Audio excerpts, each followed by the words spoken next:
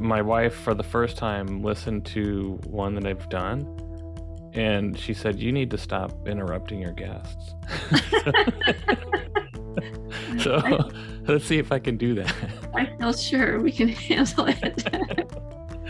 Because I think she's sensitive to that, because I tend to, I'm such a white guy. I interrupt people, and well, as a woman in STEM, I'm used to being interrupted, and I can kind of give it as well as I can get it. So maybe I'll be interrupting you. Who knows? Exactly.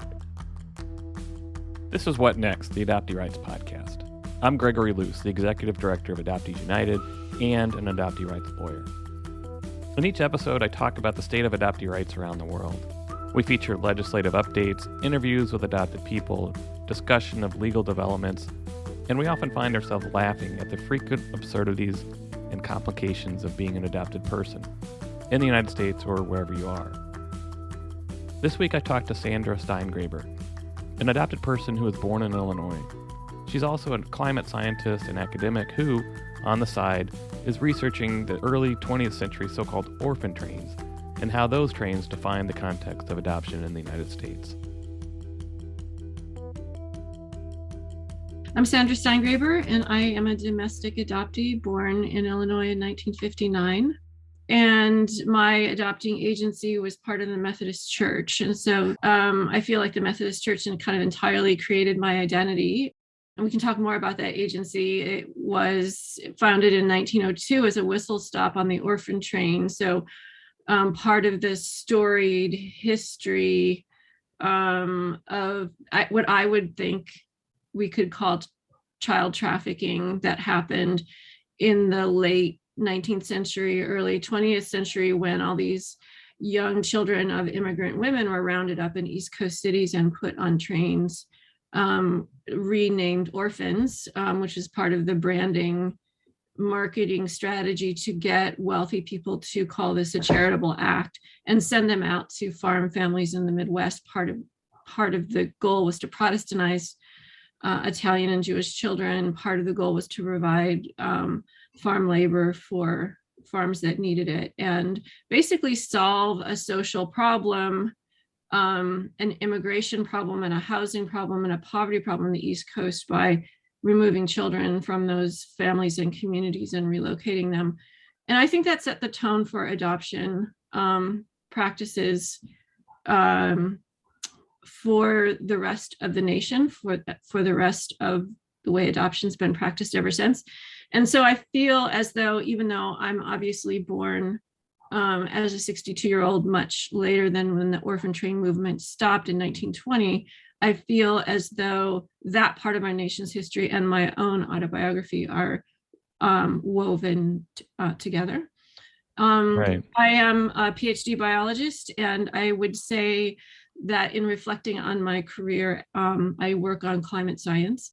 My alliance with all the sort of dispossessed people of the world comes straight out of my adoptee identity. So I spend a lot of time thinking about the way the climate crisis is creating a social crisis around the world with displaced people, climate refugees and migrants. And so working on climate migration is something that interests me intellectually as a scientist. Right. It also speaks to me very deeply as an adoptee. I'm also a cancer survivor. I was diagnosed with a rare cancer at age 20, so have a tale to tell about navigating the medical system as an adopted person without any access to my family medical history. So that's kind of a lot of different things about me.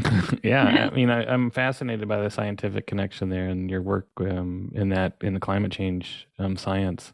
And going back, I may have missed the name of the agency. Is it the Cradle? Yeah, I don't think yeah, it wasn't the Cradle, and I don't think I said it. And I would say that's interesting. I didn't, because I think as an adopted person, I'm still, I replicate this sort of secrecy that is shrouding adoption, even now that I'm such an advocate of full disclosure. But anyway, the name of the agency is the Baby Fold, which is a phrase out of the Bible that a fold refers to a flock of sheep. So there's something something really icky about referring to a lot of babies in an institution as a flock of animals. Right. Yeah. Commodities. Yeah. No, and it was a religious based agency, and was your placement influenced at all by religion? I don't know the answer to that, actually. I can say that my adoptive parents were indeed members of the Methodist Church, and it was their Methodist minister who led them to the baby fold. And then I was adopted into that family, and then spent very intense 18 years in the Methodist Church. And then my mother played a role in sending me off to a Methodist college, Illinois Wesleyan, which is kind of where I left Methodism behind. And I think that's the story of actually a lot of college students who go to liberal arts colleges that have these historical ties to churches, that the kind of education we get there actually, and the critical thinking skills actually make us look back at this church that we grew up in and now the college we're going to, and kind of cast it off as a kind of outfit we're done wearing. Right. So I think especially as adoptees, we're so fluent at doing performative things and claiming to be part of families we're not, belief systems that we don't really fully take on board. And young adulthood is a time of casting those things away and rethinking them, which happened to me. I think that was a very normal and usual part of development. I've seen it in my own 2 kids who are now young adults. But for me, as an adopted person, that time of my life also corresponded to a real need to search for my biological family, which was a task I began in earnest when I was about 19. Sounds like you were driven to try to find more information. I was, yeah. And so my story is intense and strange in a way. After my sophomore year of college, I was determined not to go back to my parents' house, although I needed to work and make money to go to college, which in those days, and this was like 1979, it was possible to, waitress tables and make enough money to pay for a lot of stuff. Those days are long gone. So needing to pay rent in the summer rather than live at my parents' house made it not possible for me to save very much money. So that was it felt like a very treacherous decision at the time to get my own apartment, but I wanted it so that I would be able to begin the search process without doing it under my adoptive parents' roof. Interesting. Answering questions. Yeah. So I didn't have a car, but I found a roommate who did and borrowed her car and went back to the adoption agency, the baby fold, and began to ask them questions, and had that kind of classic experience that a lot of us baby scoop era adoptees have had of sitting across a desk from a social worker who has an entire file, presumably with my birth parents' names on it and all kinds of information and all my records, and being told that they weren't going to share that with me, of course, because that was all private. And Sandra, you have to understand that these decisions are private. We wouldn't want to violate privacy. But they were willing to share certain so-called non-identifying information with me. And so because I knew I thought I knew, it turns out I was a little bit wrong, the city I was born, which I thought was Champaign, Illinois. And knowing that is a university town, based on the so-called non-identifying information I got, including that my mother was born in Oklahoma and my father was born in Wisconsin, I just guessed correctly that they must have been college students at the time of my birth. Mm-hmm. So long story short, I was able to spend that summer driving back and forth to Champaign and look at all the yearbooks in the library of every single student during the years prior to my birth that were from these places.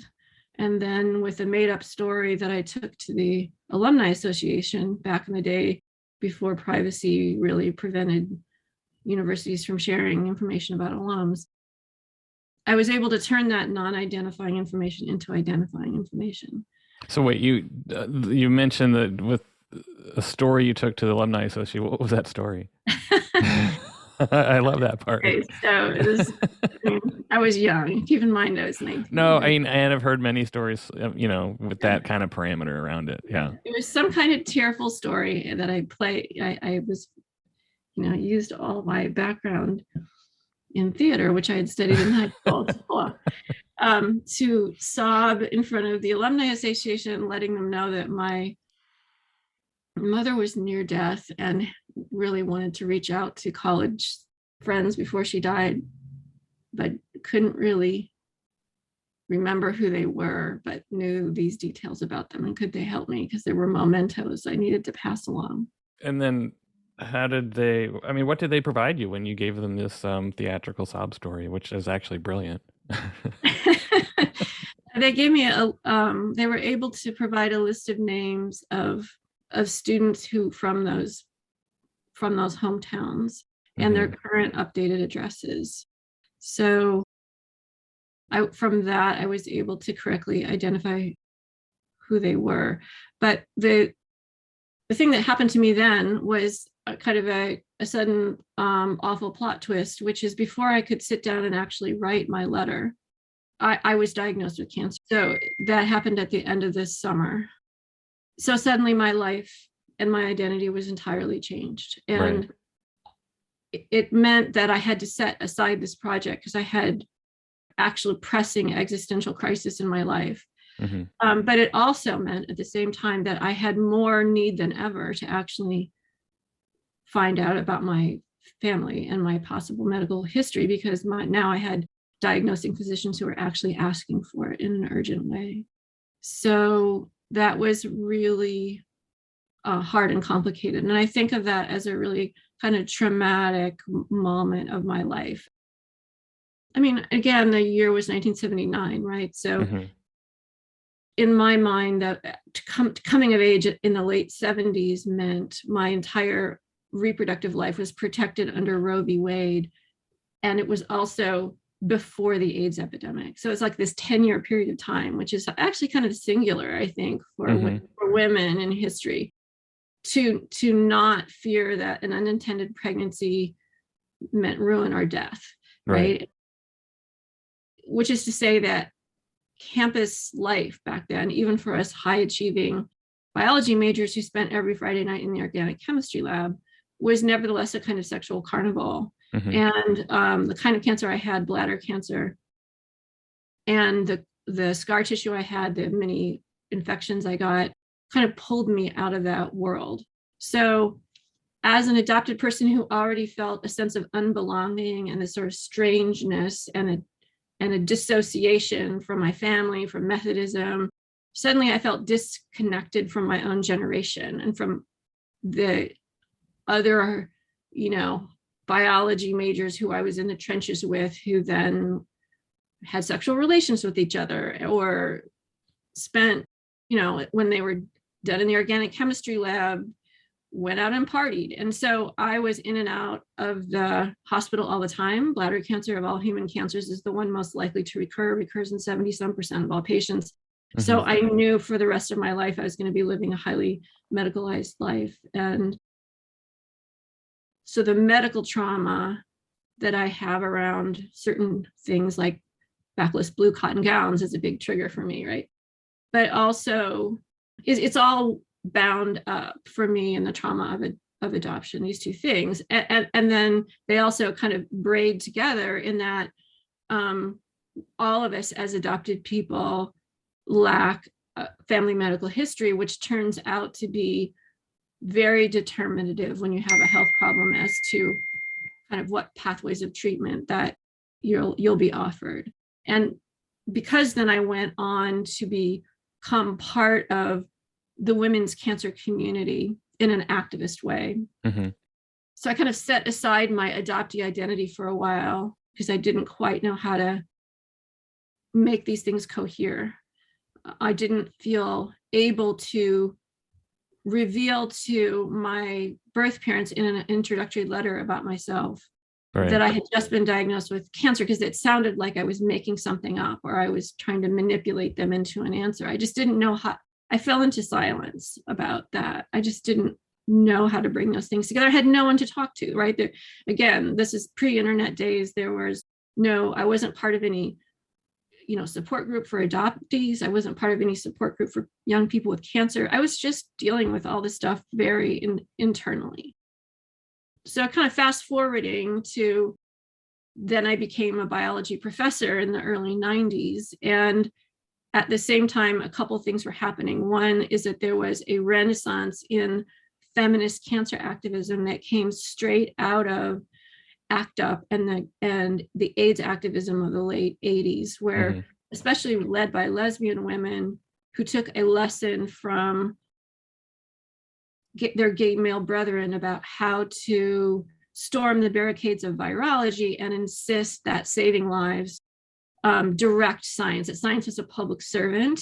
And this wasn't about getting grants to do elegant science. This was about trying to answer questions that the gay community wanted answers for. And so women with cancer in the early 90s, especially with breast cancer, because breast cancer rates are rising rapidly then and age of diagnosis was falling, sort of led by radical feminists and lesbians, they tried to replicate that kind of science as a public servant. And we don't want any more studies about how your age at first menstruation raises your risk for breast cancer, because there's nothing we can do about that. But if pesticides cause breast cancer, if dental x-rays are linked to breast cancer, we want to know, and we want grant money directed down those pathways of inquiry. So I became part of that movement out of my own identity as a cancer survivor. And so I had to come out of the closet first as a cancer survivor and talk publicly about my life with this rare, unusual cancer as a 20-year-old, which I hadn't been disclosing publicly. So suddenly then my own science was turned toward being a scientist in residence to especially the kind of LGBTQ and feminist community of women with cancer. So that is the thing that was happening in the early 90s. Just to step in, that must have been both a really exciting time for you, but also a really vulnerable time, I assume. It was, yeah. And in reflecting and looking back, I would say that because I myself didn't have breast cancer, and this movement was really led by women with breast cancer, there was a kind of whole narrative that was really important that has since been kind of, it's all turned very pink and silly and corporate now, right? With the pink ribbons and the right. Nobody's talking about carcinogens anymore the way we were then.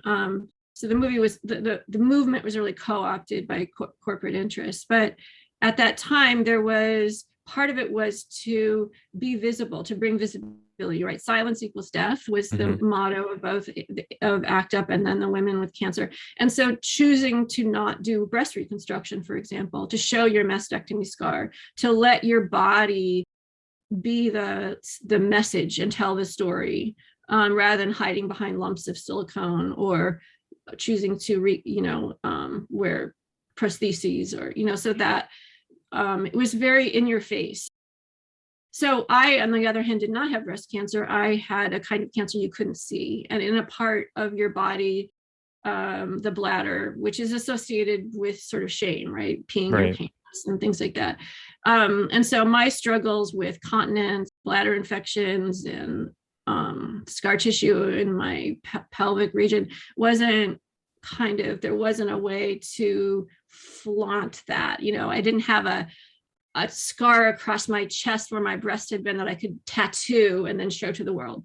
Right. So even in the world of activism, I felt a little bit unusual. I wasn't really part of that. But on the other hand, as an environmental scientist, I had good science to offer. So that really became my career and is still my career, in which I see as a PhD scientist that I am a public servant to activist movements and people in frontline communities who are being harmed and who are being denied information that they need to save their lives, right? And so I'm just actually finishing this huge report on and a technique of oil and gas extraction called fracking, which is not only swinging a wrecking ball at the climate, but also exposing frontline communities who live near fracking operations to water contamination and air pollution that we now know is linked to prenatal damage, right? So we see infants who are damaged with congenital anomalies, small for date. So I'm documenting all this kind of stuff, not by doing more research myself, but by compiling all the research that's already been done, translating it into plain English, and providing this information to frontline communities, both in English and in Spanish and so forth. So I now understand that sort of self-appointed task, that's my life's work, really comes out of both my identity as a cancer patient and more fundamentally as an adoptee. I have a complete aversion to secrecy. So, and fracking of all industries, I don't think it's an accident that I seized on, of all the toxic things that I could deal with right now. Fracking is the only industry that has legal exemptions from all of the federal statutes that govern chemical disclosure and right to know, all our right to know laws, thanks to the 2005 Energy Act, architect of which was Dick Cheney. Fracking gets a pass on all that, so they can hide behind veils of secrecy, so that communities who are bearing the risks have no right to know what's going on. And so that's exactly where I place my work, and that comes straight out of my rejection of my fury at being adopted and not being able to have all the things I need. That's fascinating to hear, not in a way that in any way doubted, but in a way that it's affirming, in the sense that I think a lot of adoptees feel that way as well when they come across things that are made secret. Even as an attorney myself, I believe in full transparency. I don't care how damaging it may be, but it's going to be more damaging to hide the truth of something, and it often is hidden for financial or racial or other means. Like if you had to pay the full price of what you were doing, you couldn't be doing this. And I think the same about adoption as a practice in an industry. If they were to disclose how they do it, who gets paid, and we really follow the money here, the corruption would be so ghastly that it would lose its social license to operate, which I think is what is happening with fossil fuels right now. And I'm actively pushing the fossil fuel industry to lose their social license and be evicted from the face of the earth. If I weren't doing that, I would probably be trying to do it with the adoption industry. Are you an independent scholar, or are you with the institution? Yeah, I recently retired as an academic biologist, so I could kind of devote myself to this more fully. So I'm a senior scientist at the Science and Environmental Health Network, which is a network of other scientists, physicians, attorneys, political scientists who see themselves as providing tools and good information to environmental justice communities. So sometimes the attorneys are providing, of course, here's some information about how to stop a water permit, so that if you're trying to shut this thing down, and then I don't know anything about that, but I can say, if you don't stop it, here's the kind of, cancers and birth defects we would expect to see based on that, the kind of chemicals they're proposing to use. Right. So that gives people more ammunition to use in their public testimonies and letters to editor and things like that. So I'm really big on science for the people. I think I first came across your name on Twitter, and I can't remember the context, but I was immediately struck, a scientist. And I'm wondering, when you're on, and I think you have quite a number of followers as well, I can't recall. When you're first on Twitter, or, are you wearing many hats? Are you trying to incorporate all the hats that you have, essentially? Yeah, I mean, I know some people have, they kind of go off main Twitter with another handle when they want to talk about something more personal or something else. But I made it, and I have, 13.5 thousand followers or something, mostly from my work on climate issues. And I also, during the pandemic, kind of discovered adoptee Twitter. And I think the isolation of the pandemic really brought adoption back to the front of my mind. And it's a time that 2020 also corresponded to when my own two beloved children, still the only two people who are biologically related to me I've ever seen or known, right? when they were quarantined with me for a while, but then when they both went off to college again, it was devastating for me. I mean, the adoptee abandonment came right up to the front.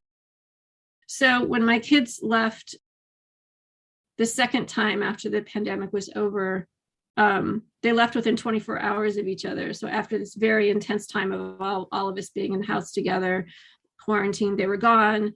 I turned 60, and my sort of reunited, lonely adoptee life was suddenly sort of before me.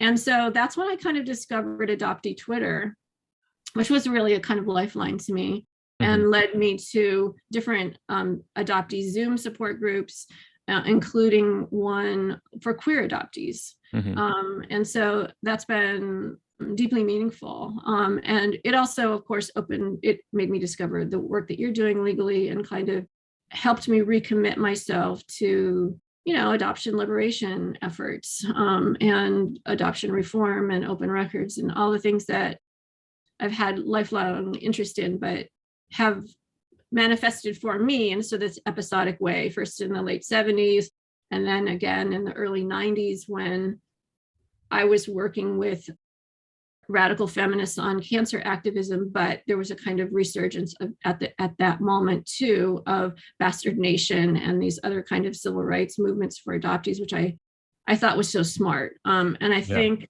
it was 1990, the American Adoption Congress was held in Chicago, which is where I was a young professor at the time. And so I attended that. I met people like Janine Beyer, who had her newsletter, Chain of Life, and Marley and other people who were involved in Bastard Nations. And now again, at this stage in my life, I'm doing research, especially on the orphan train movement as a historical movement and how it has influenced contemporary adoption practices, and also this sort of whitewashing of the history around the orphan train movement. All the kind of academic books written about it are very apologetic, and I think it's seen as somehow quaint, and everyone is doing the best they could. And I think any adoptee reading that is kind of feels horrified. They're written as if they could make best-selling movies, essentially. Are you writing research or a book about that, or have you already? I am. I'm working on writing about orphan trains and about how it kind of intersects with my own story and the larger kind of adoption in America. But I'm not a historian, I'm a biologist. So it'll be a kind of different take on it. But I am interested in the way that autobiography and public policy sometimes interweave, right? Like the stories of our lives are often shaped by the public policies of the day. And I certainly feel shaped by adoption practices and attitudes. Yeah, so we'll see what kind of form the writing takes. What I know so far is that the orphan train movement, which began in around the 1850s, was a reaction to overcrowding in the Eastern cities. So there was this kind of flood of immigration from places like Eastern Europe without any thought to how all these people were going to fit into the tenement neighborhoods, right, in Philadelphia, Boston, Lower East Side of New York City. And so the kind of city officials of the day saw that there was a problem with street kids who often went home at night, but whose moms might work in a sweatshop somewhere, and there was no childcare and there was no mandatory education. So the kids would run around, and they formed little kid gangs that became thieves and things like that. So the answer was to simply round them up and rename these kids orphans and put them on trains and send them west. And Charles Loring Brace was the name of the minister whose idea this was. And so it was this huge social experiment involving, in the end, 250,000 kids. Right. And we know that most of these kids were not orphans because there were actually efforts on the parts of priests and rabbis and parent groups to stop snatching street and putting them on trains. So the accusations that these kids were were being Protestantized was made in real time, right? Mm-hmm. And so we think about 80% of them weren't actual orphans in the sense of that they had lost both parents and they had no family sort of structure to live in. So one of the whistle stops on the so-called orphan train, again, a name that was done for marketing purposes, Mm-hmm. was the place where I grew up. That was Normal, Illinois. Right. So a lot of the older kids were then taken off the train and lined up so that farmers could come. Sometimes they were taken into the Methodist church and choose which ones they wanted. And they would choose based on kind of physical strength and look, a look of healthfulness. And then the Methodist women who were kind of running this noticed that the smaller, sicklier ones were being put back on the train and sent further west. And so they went to work creating an orphanage for those littler kids. And at some point, they needed to farm them out. Like they needed to raise them up a little bit and then farm them out to families. And so that's how that orphanage got started. Right. And when the orphan train movement ended in the 1920s, here's where I'm really interested, because my sense is that they lost their supply chain of babies. And to keep this whole orphanage going and keep the donations coming in, they needed to source their infants from poor, impoverished women, unmarried women in the community. And that's when the kind of adoption that the baby scoop era is known for kind of started in earnest. Yeah, and they would recategorize these women as fallen women, or some were inaccurately claimed were prostitutes. And so that's very shame-based, right? Yeah, exactly. I mean, the maternity home I was born in the District of Columbia, it was originally for the purpose of getting these fallen women off the street who were pregnant. But then the focus was to rehabilitate them. And initially the focus was also they could board their children at the home, and then if they get their lives back together, I'm not sure how they would prove that, but they could then, keep their child. But that obviously developed into the adoption industry we have today. Yeah, so that's fascinating that you're doing that research. And are there primary sources? I mean, this is the first I've really heard about the opposition to what Charles Loring Brace did and saying, "Hey, wait, these aren't orphans."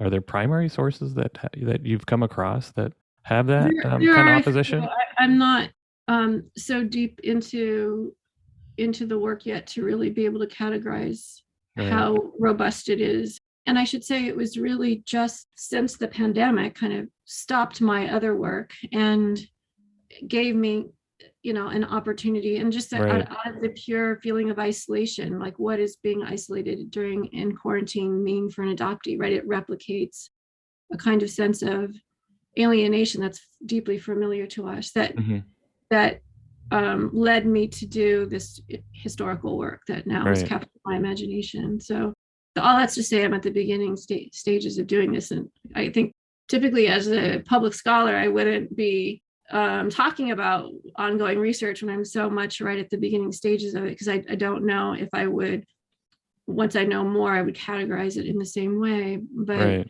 so I'm speaking to you, sort of one adoptee to another, to an audience of other adopted people, about the moment that I'm in right now, where I feel called to understand the history of the adoption industry, because I've done enough research to feel confident in saying that the orphan train movement shaped adoptee industry and practices. Certainly all over the Midwest, there are still adoption agencies who had their origins there.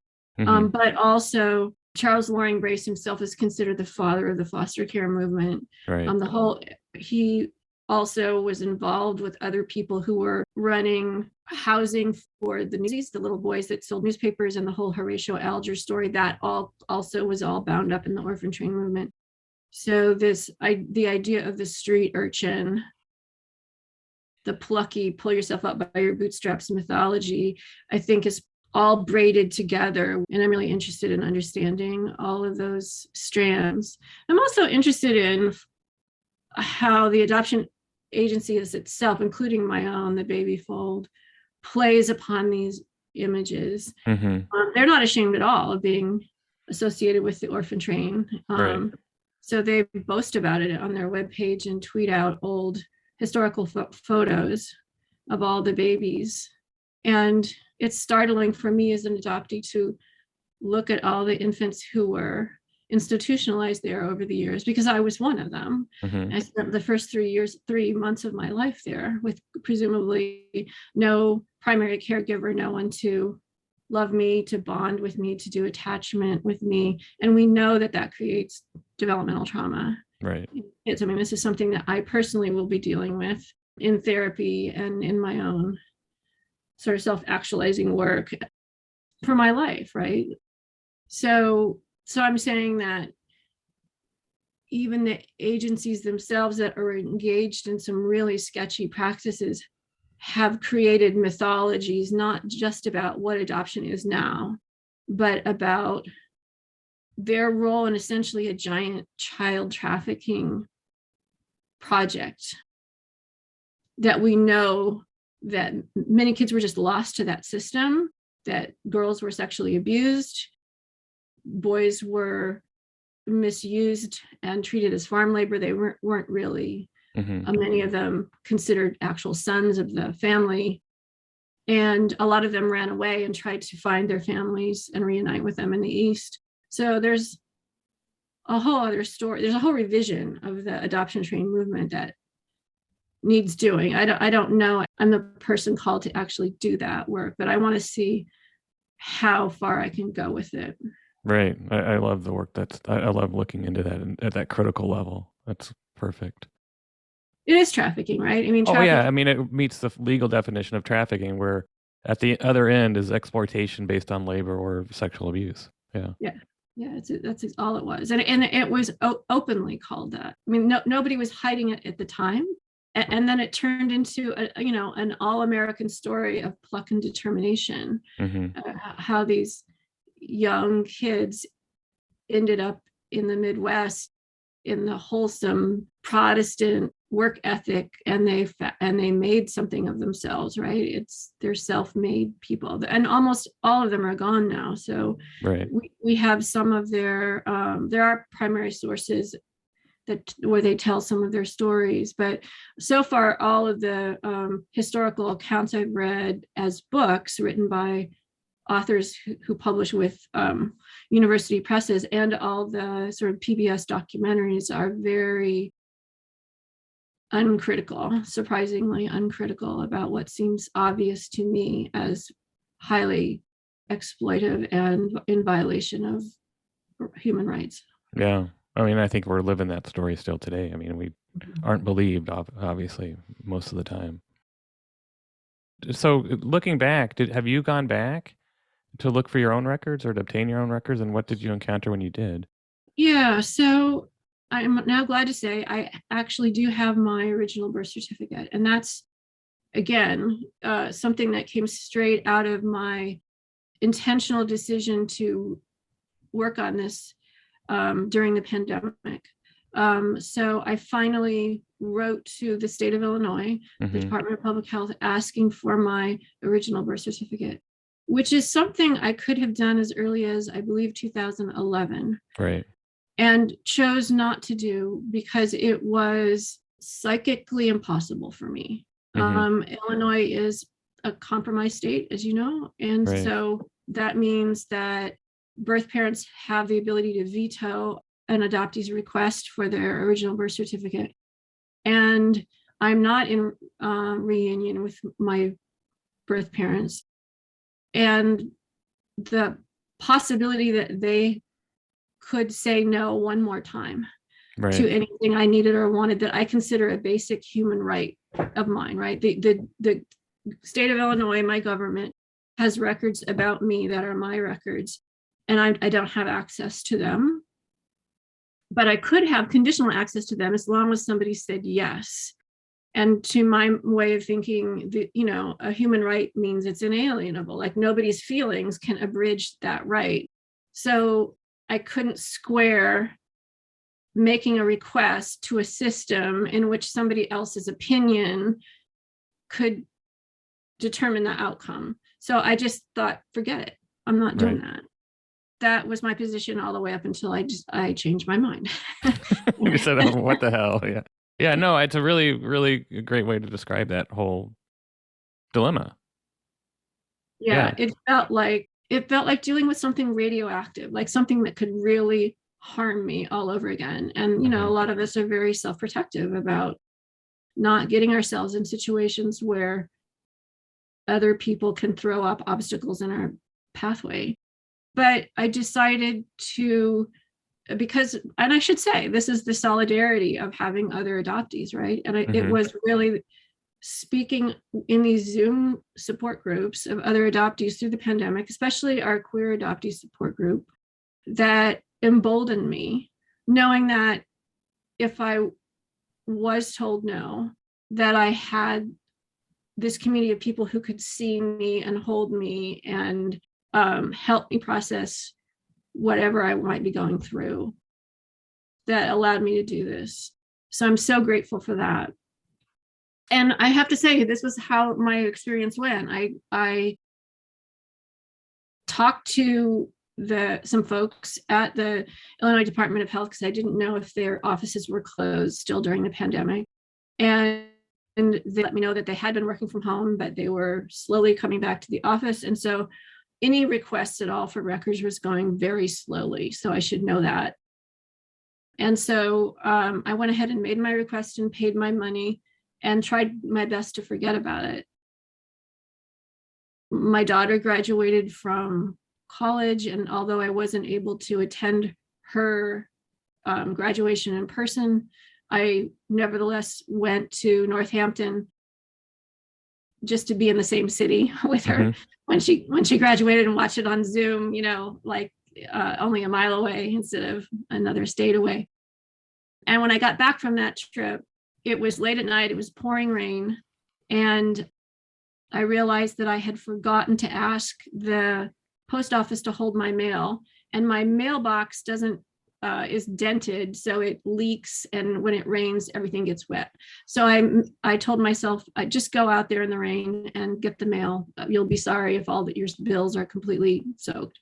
So did that, pulled out all this wet mail from my mailbox late at night, having driven a long way. And on the top was a completely soaked envelope from the state of Illinois Department of Public Health. And I knew exactly what it was. Right. And I don't know how I even made it back into my house, because I was having this profound response to this envelope, which was now completely also soaked. So I then thus began this sort of frantic dilemma, like, do I let it dry out before I try to open it? What if I rip it? What if I ruin it? What if all the ink has blurred and I won't be able to see my parents' names or my name? What was I thinking? This is all my fault. It was dreamlike. It was like a dream that you finally got your birth certificate, but it was in the rain and it was soaked and it was like wet tissue paper, right? Right. I guess the part that I want to emphasize is that what a psychological moment that is, when you don't know. It's a lady or the tiger moment, right? You don't know what's in there. Either it's going to be a letter, we're sorry to inform you, right, meaning I knew my birth parents had vetoed and I wasn't going to have access to it, or it was going to be my records, which I'd never seen before. And not knowing what was in the envelope is just excruciating, right? I mean, it's one thing to make us all wait for our records and then the surreal feeling of seeing your birth certificate for the first time. But it's another thing in these compromised states to not know if what's even in the envelope, right? It's either yes or no. Either I'm going to be devastated or some other big feeling is about to happen. And I don't even know what that's going to be. So happily, I have all these skills in animal surgery from my days of working at the lab bench. when I was giving rats tracheotomies, so I could like use a knife, like a scalpel, kind of to dissect away this wet, soggy envelope to get to the document inside, and used a pair of tweezers to unfold it. And I immediately saw the word certificate of live birth.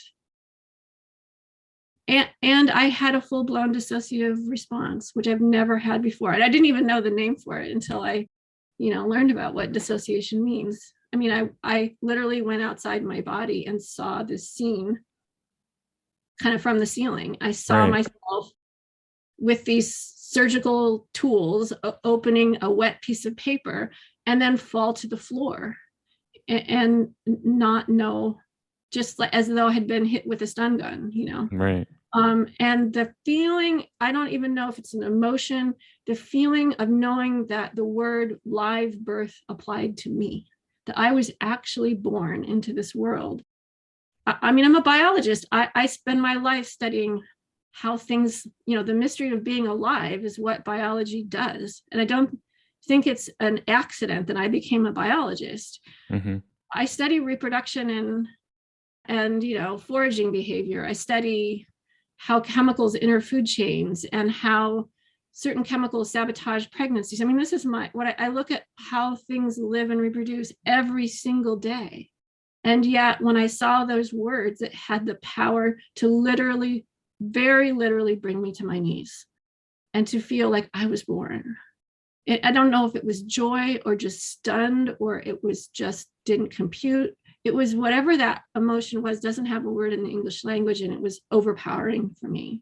I think you did such a great job there describing what I think thousands of adoptees have gone through, but don't have the words to describe it. I mean, I still cannot describe that feeling.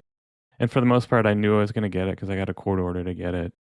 And I knew pretty much all the information on it, but it was still, when I opened that envelope and saw those words and saw all the names, I don't have an emotion to describe it. I don't. But I think what you just said is spot on for many, many, many people. Yeah, well, I just want to validate that for other adoptees, because other adoptees have validated it for me. And thank God I had the other people in my queer adoptee group, to like one of them I immediately called to help me get me off the ceiling, get me back in my own body. This thing just happened to me, who could see me, who knew exactly what I was going through, asked me the right questions. Right. So that it was one of the most profound things that's ever happened to me. And it happened all alone in this house of mine while it was on a dark and stormy night, So interestingly, though, my biological father's name was legally withheld as the words that were written across that line. So to verify who he was, I had to go to ancestry.com, which is another place that a lot of adoptees use. But essentially, it confirmed for me that the research I had done when I was 19, when I turned non-identifying information into identifying information, that was correct. Right. Yeah. Yeah. You've mentioned several times the queer adoptee community, or the panel or Zoom panel. And how did you find that community? We kind of created ourselves. So a group of us who were part of a larger adoptee group, there were a surprising number of LGBTQ folks in that larger group. And I think we began to raise questions like, there's this feeling of unbelonging we all have as adoptees, but there's also this feeling of unbelonging we have as queer people, and the ways we are tethered so insecurely to our adoptive families makes us fearful of coming out as queer, right? So we thought it would be good for us to sort of spin off our own Zoom group so we could kind of talk about the intersections between our queer identities and our adopted identities. And so, and you can imagine there's not anything exactly that unites us all, but the terror of coming out to our families is different. It's certainly different because we're adopted, and the fear of rejection plays out differently for us. And some of us were, in fact, kicked out of our adopted families and lost both bio families and adoptive families, and were really found themselves entirely alone in this world at age 18. Myself, I kept it a complete secret. Adoptees can be very good at just going along and Right. doing formative things, right? Right. And so I didn't actually admit to the world or even to myself that I was gay until I was in my 50s Mm-hmm. and had married two different men, one of whom is the father of my children. And so identity issues are very big in the LGBTQ community. And we who are, as adoptees who already have identity issues coming into our sexuality, it felt like that was a rich area for conversation. And it's been a really wonderful community for a lot of us, I think. Yeah, has that community grown, or is it sort of you found a really good group that it's sort of that's who you are at this point?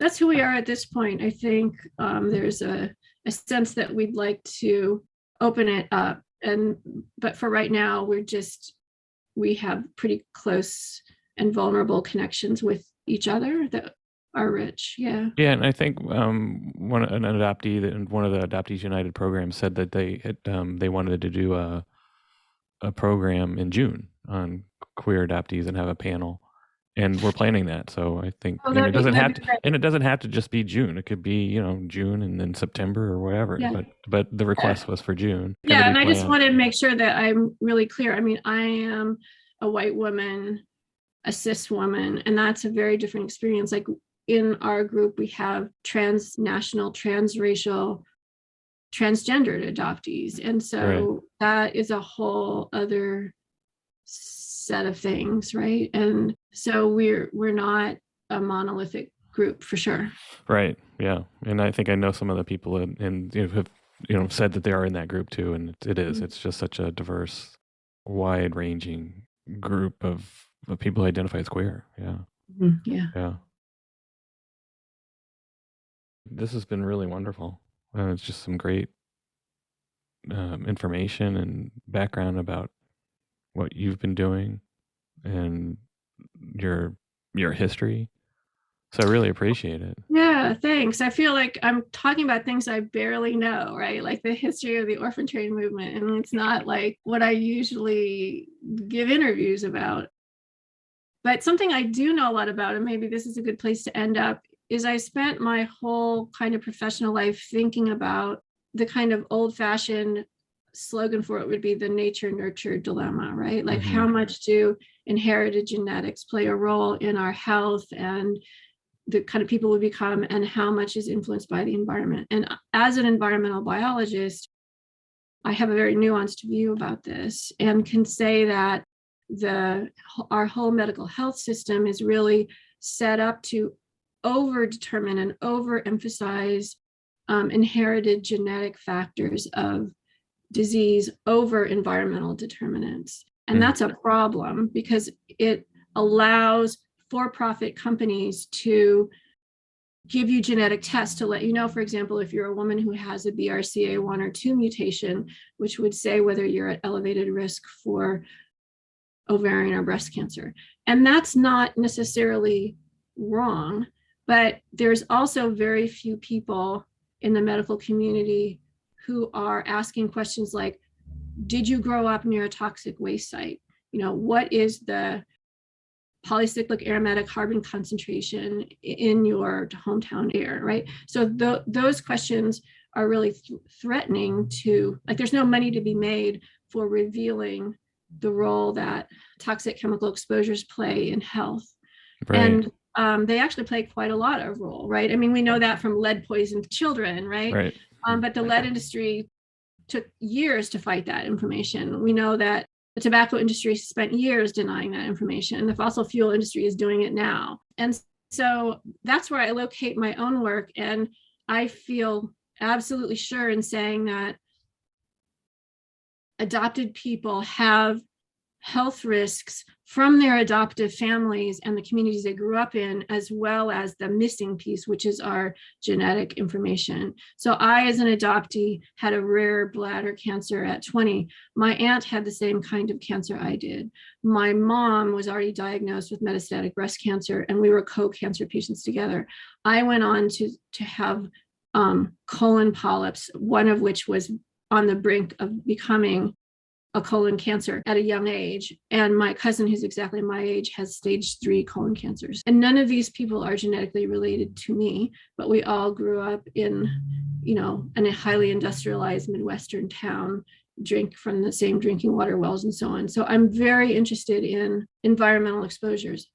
On the other hand, if you are an adopted person and gone through the medical system intensely as I have, you will be asked to give your family medical history and you won't have it. Mm-hmm. And the healthcare people who are treating you will act as though, oh, that's okay, it doesn't matter, because they don't want to make you feel bad. Right. But I am not just a cancer patient myself. I also help guide many other people through the system, like go with them to their appointments. I've been with women who've had cancer and died and been at their bedside. I have seen many people's cancer journey, and I can tell other adoptees without a fact that if you have that information, your entire treatment protocols will be based on that. It's amazing how important it is when you can provide it. So I'm just helping a friend of mine who has a breast cancer diagnosis choose, mastectomy versus lumpectomy and radiation, and the kind of thoughtfulness and care that her whole team at one of our gold standard cancer centers here in New York is providing her in thinking through this based on really complex questions, not only about the fact that her mom also had breast cancer and so did her sisters and aunts, but also what was the age of diagnosis, were they estrogen positive or negative? I mean, that the granular detail of the protocols that you will get if you have all that information, it is amazing. And I sometimes think too much is made of that genetic stuff, but the point is that we as adoptees are flying blind without it.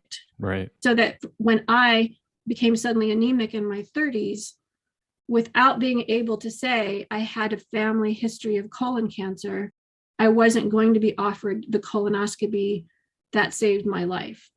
And it's not only a bias that the medical professional has because they don't know how to think about adoption. They don't know they feel embarrassed by it. They don't know how to ask about it. They want to make you feel good about it, not bad about it, because adoption is a gift. So, okay. Right. Mm-hmm. But on the other hand, it's also the case that if you don't have a family medical history, that your physician cannot make the case to your insurance company that this is the test that should happen, right? So in other words, you might have to pay out of pocket for something that a non-adopted person would get their insurance to cover.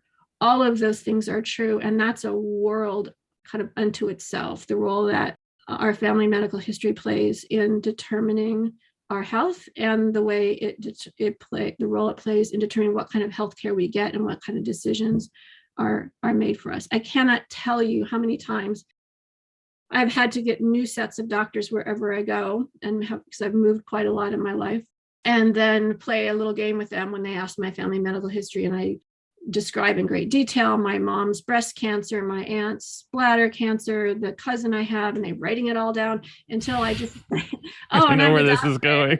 I'm not related to them. And all of a sudden, they just stop typing. It just doesn't compute. They're no longer interested. Everything they just wrote down, they figure is irrelevant, right? Mm-hmm. So the idea that there's a shared environmental exposure doesn't occur to them, but neither does the idea that I have a whole set of family out there somewhere and I'm barred by law from knowing what would be useful to help save my life right now. I mean, that's just my nuanced view of the environment, genetic, kind of dancers in the dance, right? As an adopted person and as a biologist, that's how I see those things playing out. I love ending it on this because you've summarized this idea of we are always trying to figure out our complete picture.